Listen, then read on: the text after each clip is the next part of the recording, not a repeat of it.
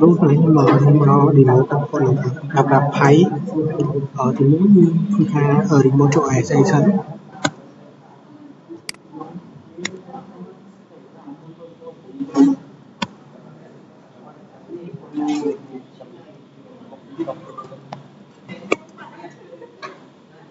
tôi biết mình thua ca của mình sai nhiều số thật ra UMI tôi biết nhưng thua ca đi pháo nhưng là mình bắt ở lại tôi một tiếp nhưng thua ca show nơi đi folder bay nơi còn lại chỉ là folder mình gặp thấy header đó nhưng show header bay folder tôi một tiếp nhưng thua ca và bằng cái phá thay muối nó bay đạn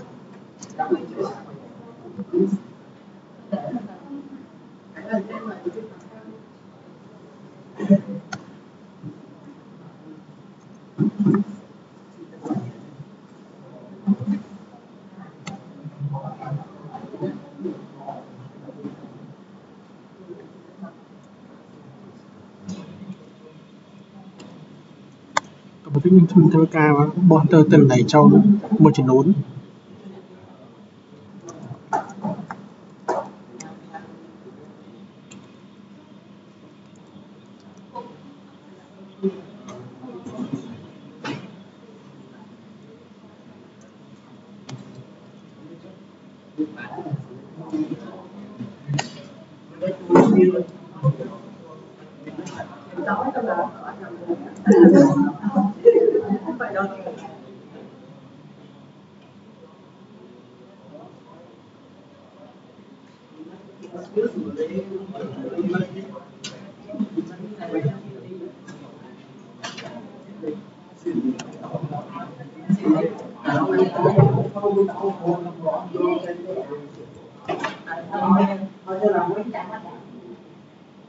tôi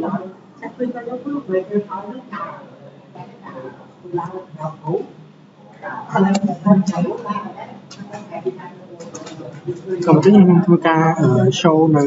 pha lại dương bạn lấy nhưng chúng ta của bạn phải thật khác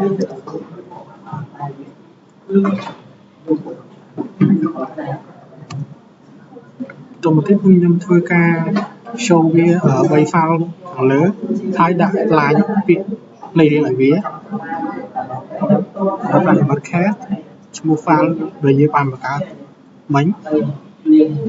còn cái chúng ta nhà thấy bánh táo bay show là lái còn một cái chúng ta nhà thấy chứ ai như sao đã hết trong bay show nơi bay phụ đa cả lời bay biển nơi cả lời chân có hết luôn xong rồi đi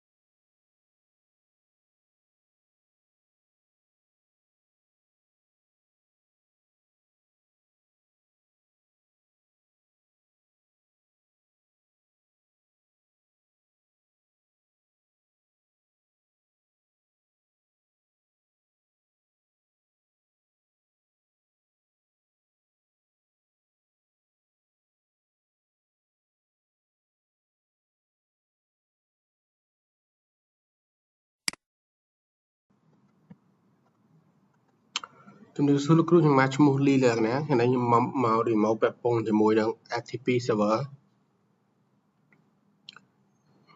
មុនដំបូងគេយើងទៅចូលទៅ AWS សិនយើងបាក់ login ហើយបន្តមកទៀតយើង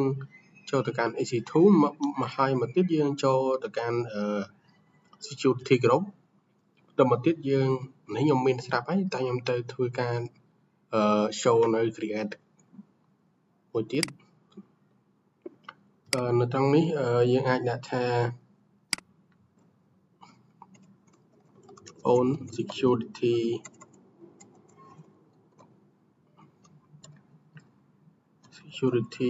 group ហើយនេះយើងដាក់ description វាយើងដាក់យើងចង់ធ្វើអីដាក់ទៅនឹងទៅតែខ្ញុំធ្វើសម្រាប់យើងដាក់ថា for learning ហើយកន្លែងនេះយក default របស់វាបន្តមកទៀតយើងគ្រាន់តែយកនេះហើយយើងចុច create ទៅបានហើយតែខ្ញុំមានហើយខ្ញុំអត់ create ទេខ្ញុំបែកទៅ EC2 វិញបន្តមកទៀតពេលដែលយើង create security group ហើយយើងចូលទៅកាន់ EC2 instance បន្តមកទៀតយើងធ្វើការ launch វាមួយកន្លែងនេះជា FTP server ដែលយើង connect ចូលយើងដាក់ឈ្មោះថា FTP server មកប៉ុន្តែខ្ញុំមានហើយតែខ្ញុំគុណ start demo show តិចទេ FTP server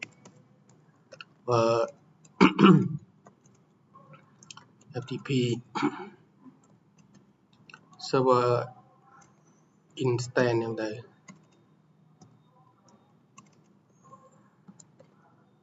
ទំទៀតយើងត្រូវការជ្រើសរើសយក Linux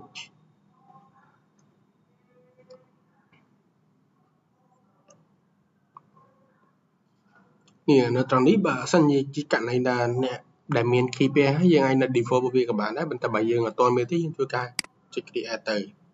ហើយយើងដាក់ឈ្មោះវាដាក់ own key pair ឬក៏យ៉ាងណាទៅដែលអ្នកគ្នាចាំហើយចុច create ទៅតែខ្ញុំមានហើយខ្ញុំសូមដាក់ default របស់ខ្ញុំមកនេះខ្ញុំដាក់ឈ្មោះរបស់ខ្ញុំ EC2 remote learning 1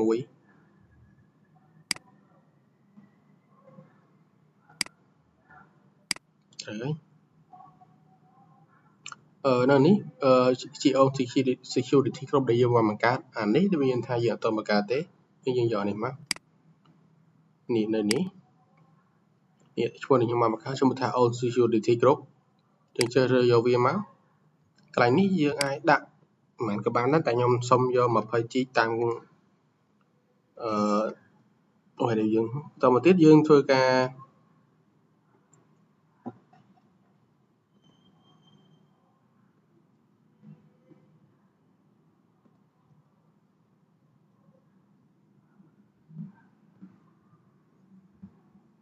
ទៅពេលយើងគាត់ធ្វើការចុច launch instance ទៅគឺបានហើយបន្តមកទៀតយើងត្រូវការទៅចូលទៅ launch instance វិញយើងចាំវាមកស្ទុះរហូតដល់វា load ថា running វាចេញ running ហើយយើងអាចទៅ connect វាបានហើយអញ្ចឹងយើងចុច connect មួយមក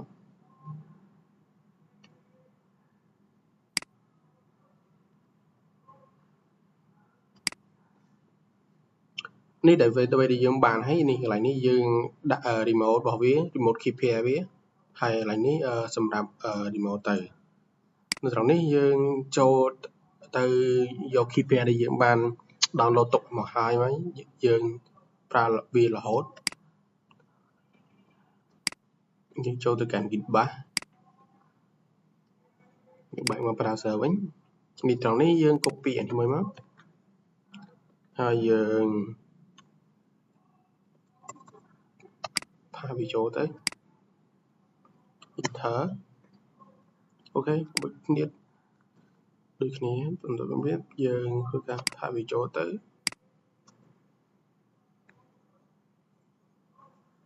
ចាំមើលទៅអូខេវា connect ហើយអញ្ចឹងយើងធ្វើការ sudo apt ឬការ update វាមួយ t update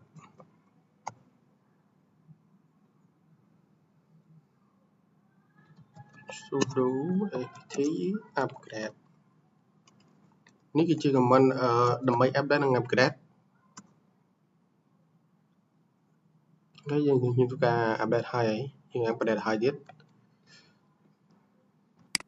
ខ្ញុំ show នឹង command មួយចំនួនដើម្បី install វាហើយនឹង config វា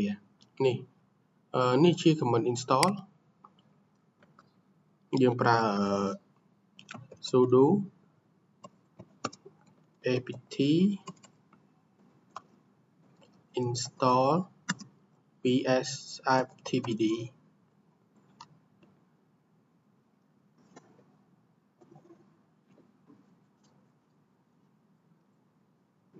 យើងធ្វើការយើងដកវាយមកដើម្បីយក last version របស់វាកំណត់ឆ្ងាយពេក space មួយហើយដកវាយ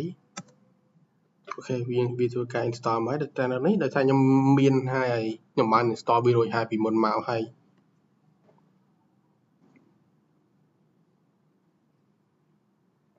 ខ្ញុំគន់តែធ្វើការ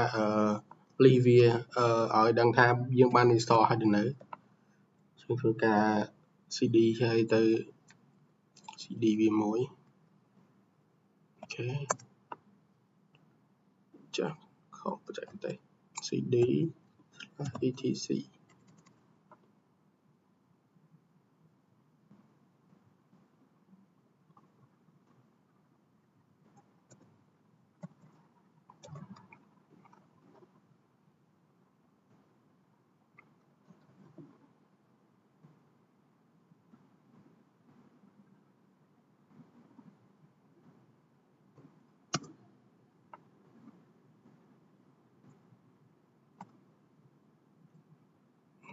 ការ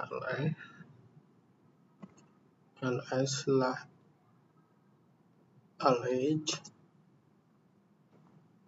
python vsftpd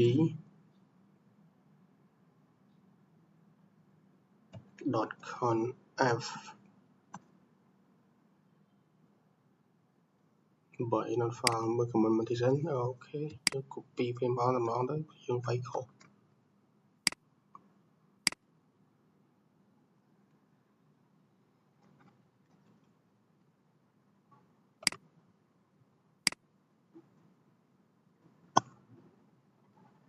មកចូលហើយយើងមកសាមី ls ដល់មិញយើង command យើងផ្លេច space lh 21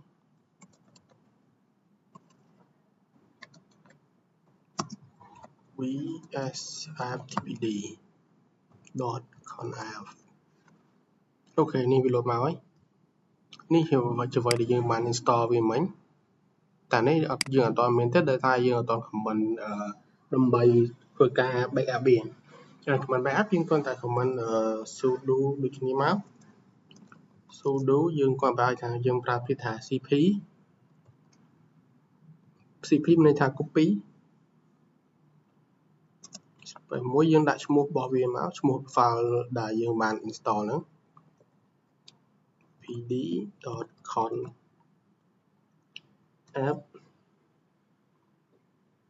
ហើយយើងចុចយើង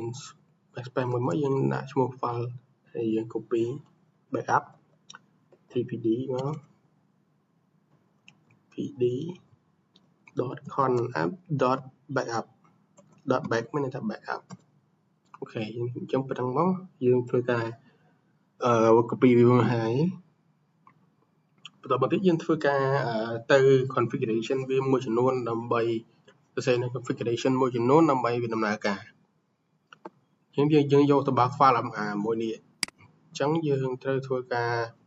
sudo nano ដើម្បីបើក file វាយើងដាក់ឈ្មោះវាមកយើង tpd.conf អូខេនៅនេះវា show មកឡើង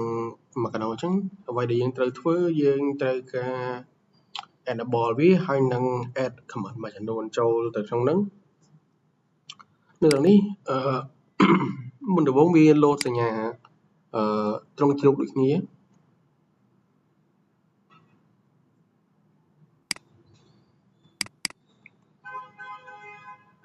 នេះនៅត្រង់នេះនៅកន្លែងនេះមិនមកលោកសញ្ញាត្រង់ជុំទេគាត់តែខ្ញុំបានបើកវាមកវិញហើយយើងដែលអ្វីដែលយើងបើកគឺបើកឡើងនឹងមួយ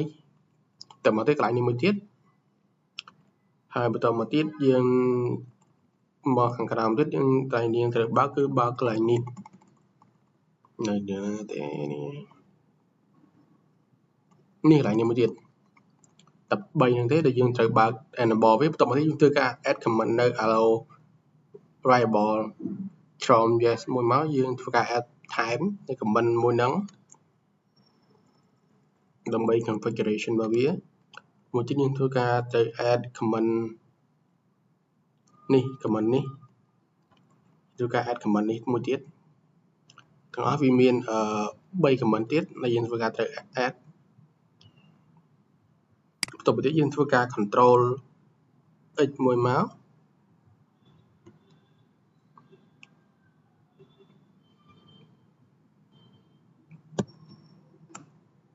ចុចកស y ហើយ enter អូខេយើងធ្វើការ configuration របស់វាគឺចប់ហើយដែលយើងធ្វើការ add នៅ comment មួយចំនួនហើយនឹងបាន enable វាថែមបើកវាមកវិញហើយបន្ទាប់ទៅយើងធ្វើការ save file ហើយយើងធ្វើការrestart វាហើយនឹង check status sudo system c tl បន្ទាប់ទៀតយើងធ្វើការ restart ចង់ restart ហើយ vsftpd មក file ឈ្មោះ file មកនោះអូខេហើយយើងធ្វើការ enter មកបន្ទាប់ទៀតយើង checking status យើង comment ដូចគ្នាគ្រាន់តែថាយើងប្រើដូរពី restart យើងទៅដាក់ status វិញ status អូខេចាំវាដើរអស់ហើយយើងធ្វើការចូលទៅកាន់ file សាលារបស់យើងមកបន្ទាប់ទៀតយើងចូលការបើក file បើកឲ្យយើងអានេះឲ្យអស់ហើយយើង download ឲ្យអស់ហើយនេះយើងគាត់ទៅចូលធ្វើការទៅ file site manager តមកទៀតយើងចុច file ជួយការ new មួយមកតែខ្ញុំមានស្រាប់ខ្ញុំគាត់ទៅ show បង្ហាញទេនៅត្រង់នេះយើងជ្រើសយកអា protocol tensor មកបន្ទាប់ទៀតយើងធ្វើការដាក់នៅ host របស់យើងចូលយើងទៅយកមកពីណាយើងទៅមើលក្នុងនេះ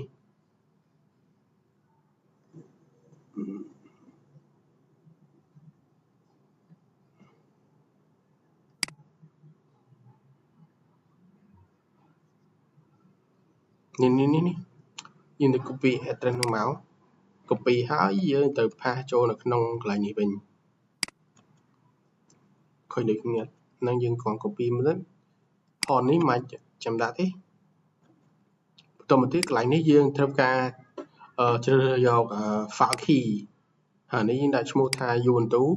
យើងចង់ថាមាន UB ឈ្មោះ ubuntu អត់យើងត្រូវការឆែកមួយទៀតយើងធ្វើការថា who mi មកវាលោតឈ្មោះឲ្យនេះឈ្មោះនេះឈ្មោះថា ubuntu អូខេយើងយកទៅដាក់នៅកន្លែងហ្នឹងមកហើយបន្តមកនេះអានេះគឺជា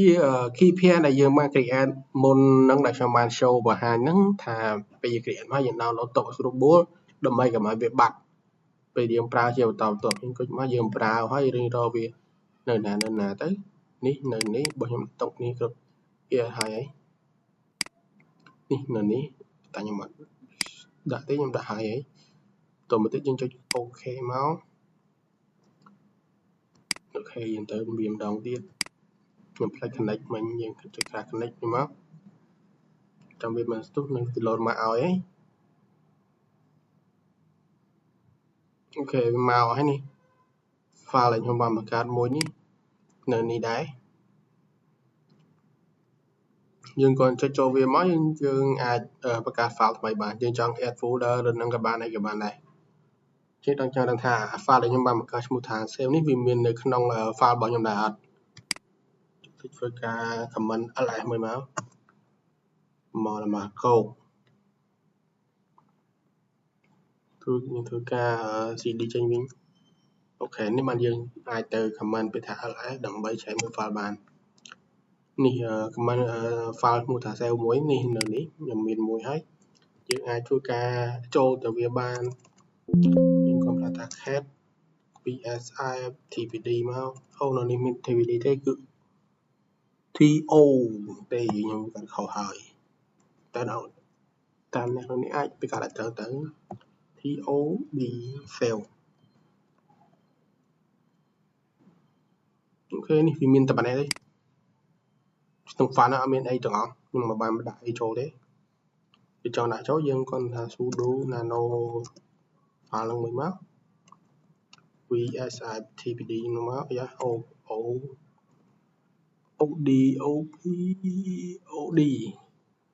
od save មកអូខេចូល plug តើនៅនឹងមានអីដាក់ថា hello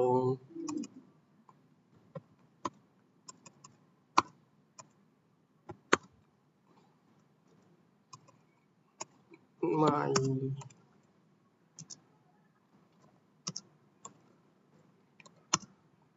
name is canal from group su file អូខេខ្ញុំដាក់ប៉ុណ្ណឹងទៅមកហើយ file យើងធ្វើការ comment x control x control x ហើយយើងចុចអក្សរ y មកយើង enter មកគេ save ហើយយើងចង់ធ្វើការ capture បងទៀតចង់មើលថា